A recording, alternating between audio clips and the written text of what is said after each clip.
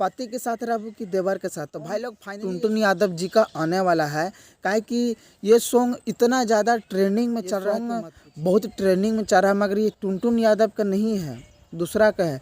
टुनटुन यादव इस पर निकालने वाला है। चाहिए तो अभी ट्रेंडिंग कर रहा है तो शॉर्ट वीडियो ज़्यादा कर रहा है कि पति के साथ रहबू कि देवर के साथ। जब भी खोल रहे मोबाइल तो यही चल ही रहा है, ट्रेंड कर रहा है। अब जाके अभी भी ट्रेंडिंग में देखिएगा तो यही सॉन्ग यही वाला चलेगा एपिसोड।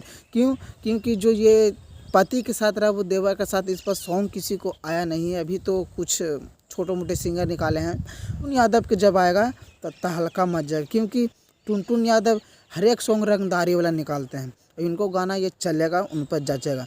तो ये अभी लॉन्च नहीं किया, अभी नहीं निकाले हैं।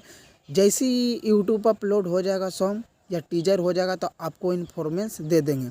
तो हमारे चैनल पर नया है तो सब्सक्राइब भी कर दें कि अगला वीडियो कोई भी आए तो आपको पास ज़रूर से ज़रूर आ जाए। तो मिलते हैं अगले वीडियो में।